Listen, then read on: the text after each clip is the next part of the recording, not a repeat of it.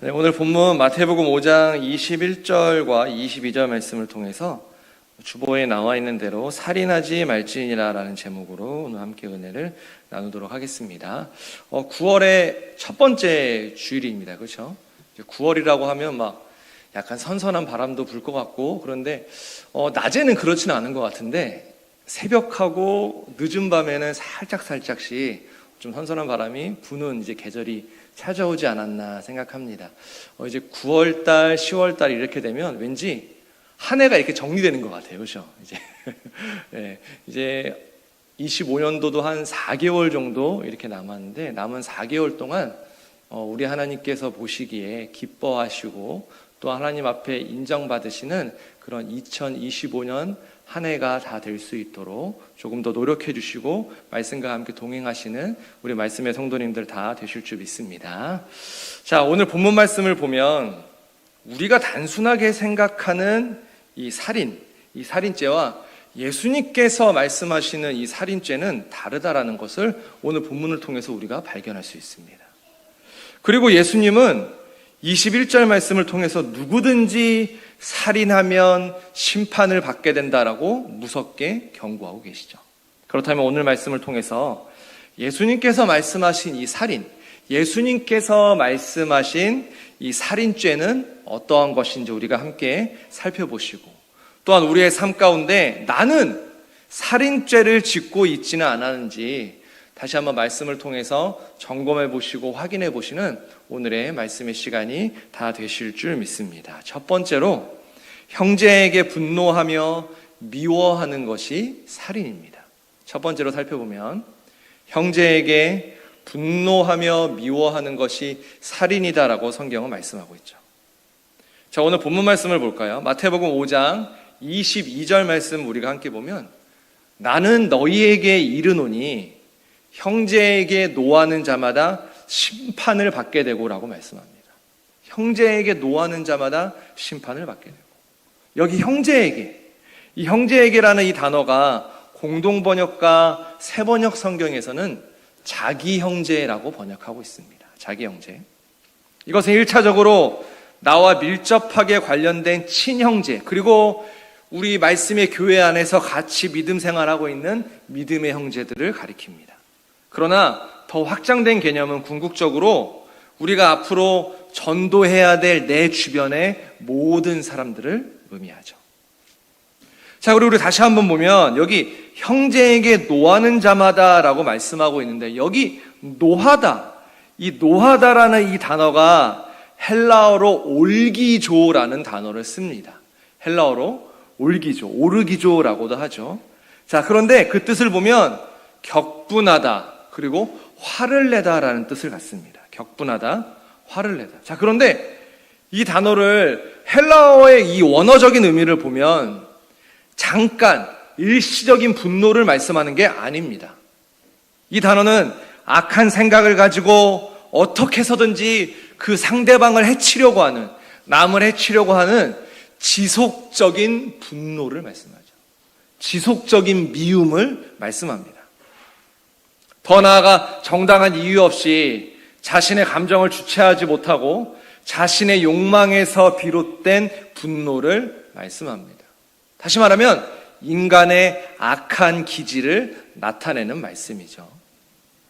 우리가 잘 알고 있는 구절인 요한일서 3장 15절 말씀을 함께 보면 그 형제를 미워하는 자마다 살인하는 자라고 정확하게 말씀하고 있습니다. 그 형제를 미워하는 자마다 살인하는 자다.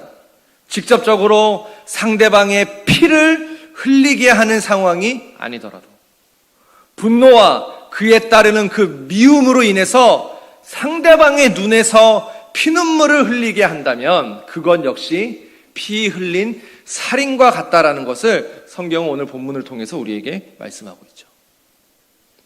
분노는 살인의 어머니다라는 말이 있습니다. 분노는 살인의 어머니다. 이 말의 뜻은 무엇일까요? 미움과 분노는 결과적으로 살인과 연결된 가능성이 매우 높아지게 된다라는 의미가 되죠. 미움과 분노는 결과적으로 살인과 연결된 가능성이 높아진다.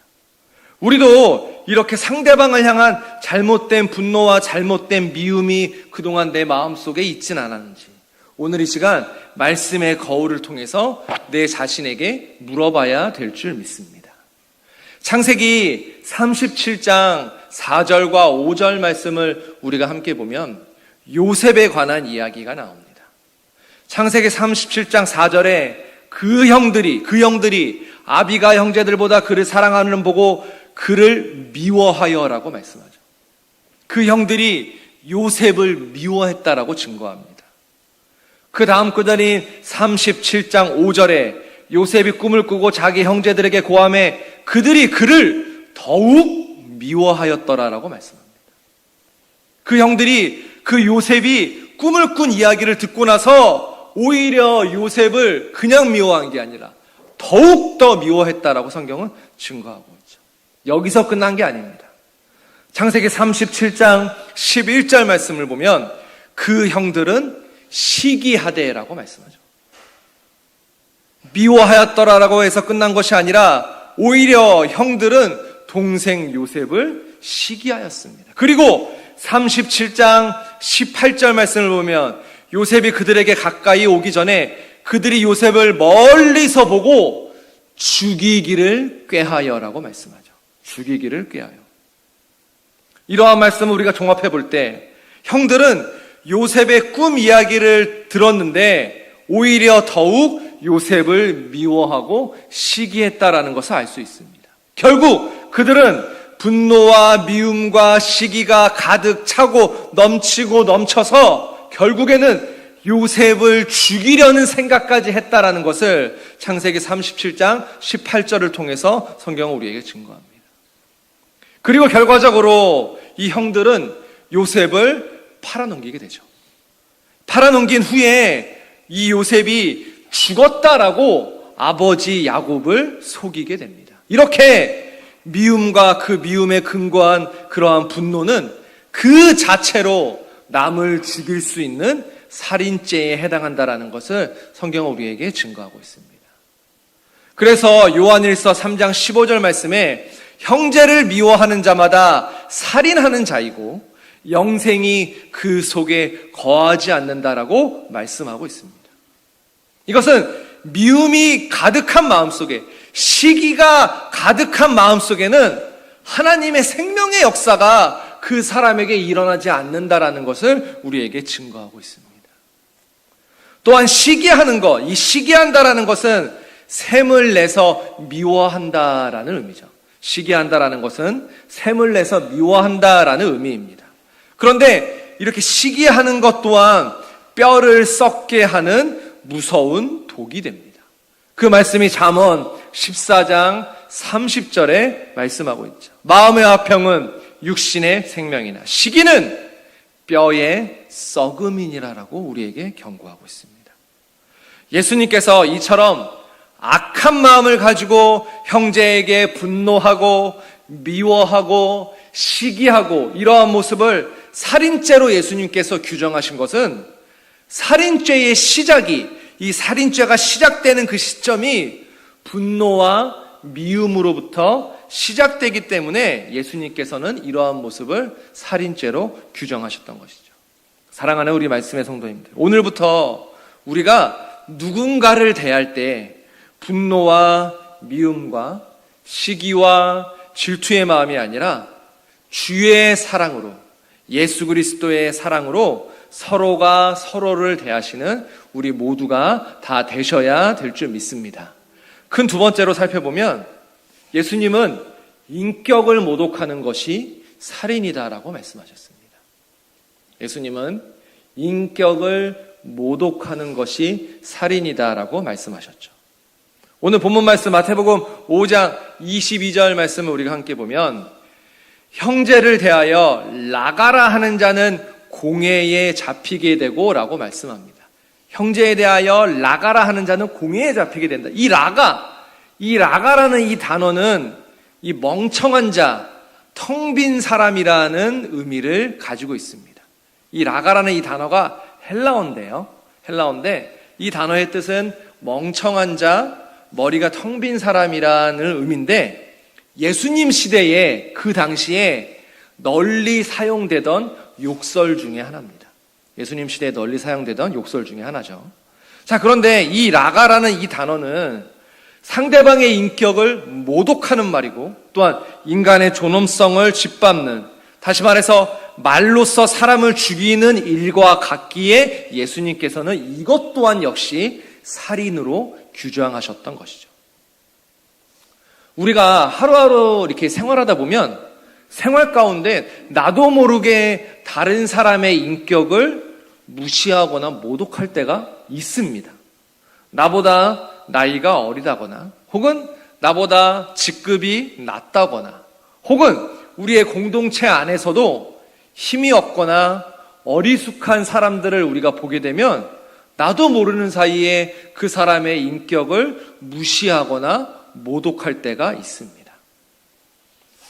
잠언 12장 18절 말씀을 보면 이렇게 말씀합니다. 혹은 칼로 찌른 같이 함부로 말하거니와 지혜로운 자의 혀는 양약 같으니라라고 말씀하죠. 잠언 기자는 지혜로운 자의 혀는 잘 사용하면 상대방의 아픔을 낫게 하는 양약이 된다라고 말씀하고 있습니다. 지혜로운 자의 혀는. 반대로 시편 59편 7절 말씀에 그 입으로 악을 토하며 그 입술에는 칼이 있어 이르기를 누가 들으리요 하나이다라고 말씀하죠.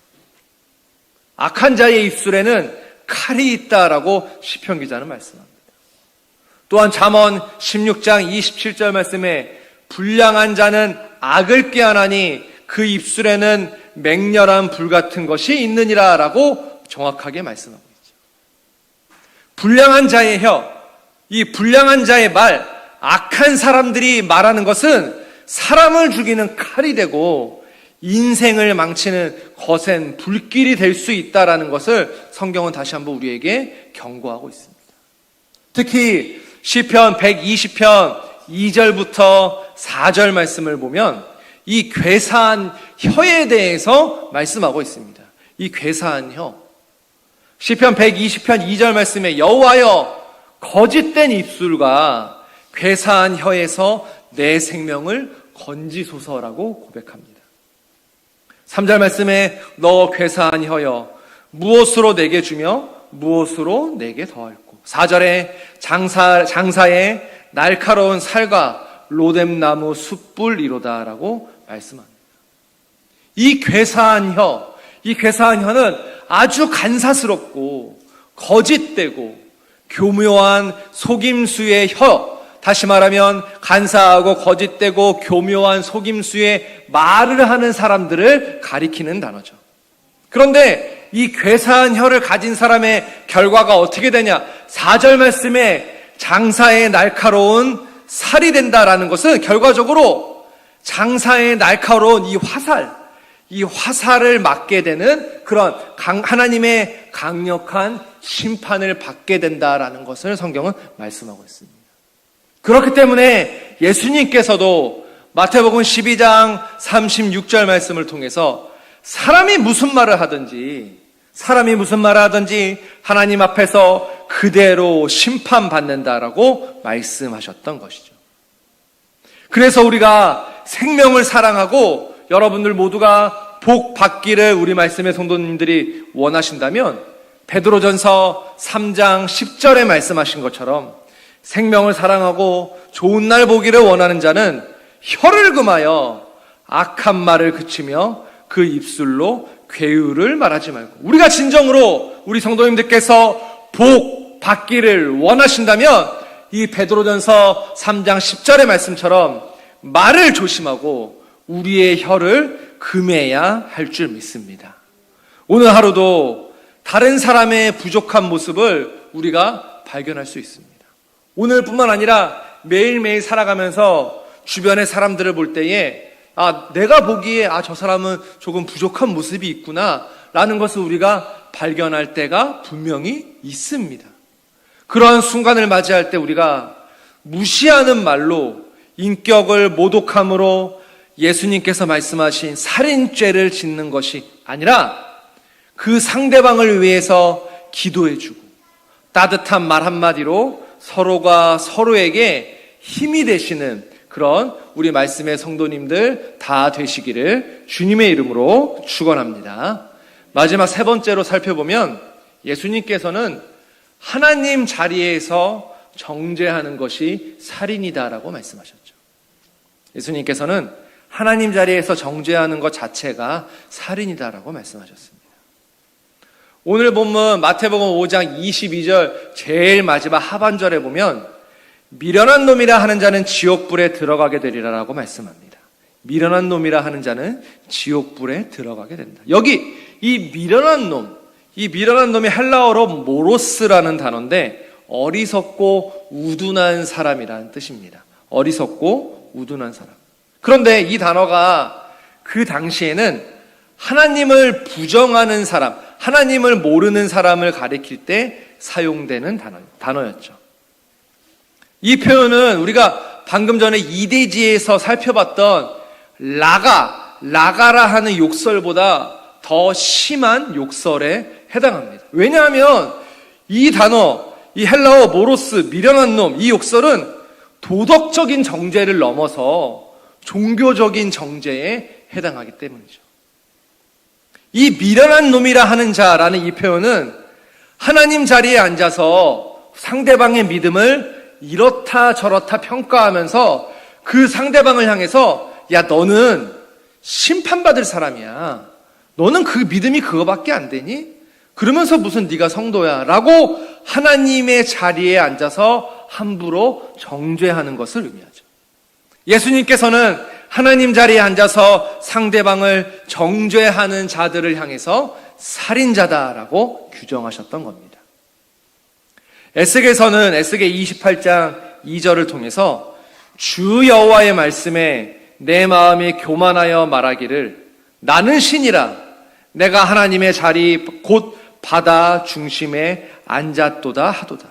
내 마음이 하나님의 마음 같은 채 할지라도 너는 사람이요 신이 아니오느리라고 말씀하죠. 에스겔 기자는 나는 신이라 내가 하나님의 자리 곧 바다의 중심에 앉았도다 라고 그렇게 생각하는 사람이 있을지라도 결국에 너는 사람이다. 너는 하나님이 아니다 라고 정확하게 말씀하고 있습니다. 잠언 16장 5절 말씀을 통해서 마음이 교만한 자를 여호와께서 미워하신다라고 말씀합니다. 우리가 하나님의 자리에서 정죄하는 그 모습이 하나님 보시기엔 너무나도 교만한 모습이기 때문에 하나님께서 그러한 사람은 미워하신다라는 것을 말씀하고 있죠. 잠언 16장 18절에서도 교만은 패망의 선봉이다라고 말씀하고 있습니다. 우리가 한번 회사 생활에서 이러한 상황을 우리가 예시를 들어봐서 살펴보면 사장이 아닌데 마치 사장의 자리에 앉아서 회장의 자리에 앉아서 직원들을 평가하고 그 사람을 정죄하고 너는 그거밖에 일 못하냐 마치 사장의 위치에서 이야기하는 사람. 만약에 사장님이 회장님이 그 모습을 본다면 어떻게 생각할까요? 내가 그 권한을 위임한 적이 없는데도 아마 사장님이 볼 때에는 저 사람 너무나도 교만한 사람이다. 같이 우리 회사에서 지내면 안 되는구나 라는 생각이 들 수밖에 없는 상황이 될 겁니다. 그렇기 때문에 이 교만함은 우리 하나님께서 미워하시고 이 교만한 사람의 결과는 패망한다라는 것을 성경은 정확하게 증거하고 있습니다. 이렇게 교만한 사람을 오늘 본문 마태복음 5장 22절 하반절 말씀을 통해서는 그 사람은 결국에 지옥불에 들어가게 된다라고 그 사람의 결과에 대해서 정확하게 말씀하고 있습니다. 사랑하는 말씀의 성도님들, 믿음이 있는지 그리고 믿음이 없는지를 판단하는 것은 우리의 권한이 아닙니다. 하나님께서 우리에게 그러한 권한을 주신 적이 없습니다. 믿음이 있는지 믿음이 없는지를 판단하는 것은 하나님만이 하실 수 있는 하나님의 고유 권한입니다. 오늘도 우리 각자가 내 스스로 높은 자리에 앉아서 남을 정죄하거나 남을 비방하지 않기를 원합니다. 가장 낮은 자리에서 우리 모두가 예수 그리스도의 사랑을 담아 서로가 위로해주고 힘을 주는 말을 할 때에 우리 말씀의 교회는, 우리 동국교회는 사랑이 넘쳐나고 점점 더 부흥하는 믿음의 교회로 변해갈 줄 믿습니다. 이제 말씀을 정리해 보겠습니다. 결론적으로 우리가 이러한 예수님께서 규정하신 이 살인죄를 짓지 않기 위해서 우리는 어떠한 삶을 살아야 할까요?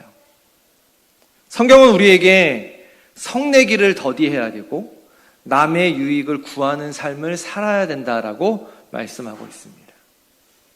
이러한 말을 한마디로 표현하면 남을 배려하고 존중하는 삶을 우리가 살아야 된다라는 것을 말씀하고 있죠. 말씀의 공동체 안에서 우리가 남을 배려하고 존중해야만 합니다. 하나님의 말씀, 이 성경만 달달달달달 외우고 있다라고 해서 그 삶이 거룩한 삶이 아닙니다. 그렇다고 해서 하나님께서 기뻐하는 삶이 아니라는 거죠. 하나님의 말씀을 잘 알고 있는 사람이라면 성경에서 말씀하신 대로 상대방을 배려하고 존중하는 삶을 우리가 살아야만 합니다. 분노는 사단이 틈탈 수 있는 아주 좋은 기회를 제공합니다. 성경에서는 온유함이 이 세상의 어떤 사람과도 비교할 수 없었던 사람이 모세였다라고 증거하죠. 그 온유함이 넘쳤던 모세도 이스라엘 백성의 원망에 격분하여서 분노하여서 반석을 2번 내리친 결과 광야의 위대한 지도자 모세는 가나안 땅에 들어갈 수 없었다라는 것을 우리는 반드시 기억해야만 합니다. 그래서 야고보서 1장 20절 말씀을 통해서 사람의 성내는 것이 하나님의 의를 이루지 못한다. 사람의 분노하는 것, 화내는 것이 하나님의 뜻을 이루지 못한다라고 정확하게 우리에게 성경은 말씀하고 있습니다. 또한 우리는 화내는 것, 분노하는 것, 이 성내는 것을 더디하는 것뿐만 아니라 더 나아가서 남의 유익을 구하는 삶을 우리가 살아야만 합니다. 예수님께서 말씀하신 이 살인하지 말라라는 이 말씀 속에는 내 자신뿐만 아니라 남의 생명까지도 우리가 잘 보존하도록 최선을 다하라는 뜻이 담겨져 있는 말씀이죠. 그래서 사도 바울은 고린도전서 10장 24절 말씀을 통해서 누구든지 자기 유익을 구치 말라, 내 유익을 먼저 구하지 말라, 남의 유익을 구하라라고 말씀하고 있습니다. 우리가 하나님의 말씀을 받은 사람들이라면, 우리가 오늘 이 시간 말씀의 성도들이라면 성경에서 말씀하신 것처럼 연약한 자의 약점을 우리가 담당해야 될 줄 믿습니다. 그것이 바로 남의 유익을 구하는 삶의 모습입니다. 사랑하는 우리 말씀의 성도님들, 오늘도 우리에게 허락해 주신 귀한 주일의 한날을 통하여서 성내기를 더디하시고 남의 유익을 구하는 그런 삶을 우리 말씀의 성도님들께서 살아가실 때에 성경에서 말씀하시는 예수님께서 오늘 본문을 통해서 말씀하셨던 이 살인죄에서 더욱더 멀어지시는 우리 말씀의 성도님들이 다 되실 줄 믿습니다. 그러한 우리 교회와 성도님들과 가정 다 되시기를 주님의 이름으로 축원합니다. 함께 기도하시겠습니다. 사랑의 아버지 하나님, 감사합니다. 오늘도 아버지 하나님께서 만세전에 예비해 놓으신 주일 믿음의 한날을 통하여서 우리 말씀의 성도님들 말씀으로 큰 은혜를 받을 수 있도록 인도하신 것 진심으로 감사합니다. 사랑의 우리 아버지 하나님, 오늘 이 시간 성경은 우리에게 살인하지 말라라고 말씀하고 계십니다. 아버지 하나님, 우리가 오늘 이 시간 말씀을 통해서 배운 것처럼 형제에게 분노하고 미워하지 아니할 수 있도록 인도하여 주시옵소서.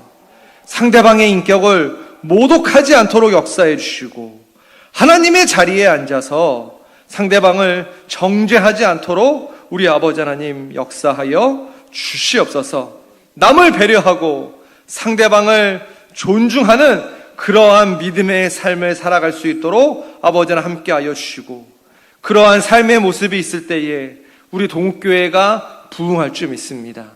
우리 성도 한 사람 한 사람 더욱더 넓은 마음으로 서로가 서로를 위해서 기도해주고 아껴주고 사랑해주며 말 한마디에 사랑을 담아서 다시 한번 서로가 서로에게 힘쓰고 애쓰는 우리 말씀의 성도님들 다 되실 수 있도록 축복하여 주시옵소서. 오늘도 근심의 문제가 있습니까? 아버지 하나님, 말씀으로 찾아와 주셔서 위로하여 주시고 반드시 해결시켜 주시는 기적의 역사를 체험하는 우리 성도님들 다 되실 수 있도록 붙잡아 주시옵소서. 모든 것 맡기오며 예수 그리스도의 이름으로 간절히 감사 기도드리옵나이다.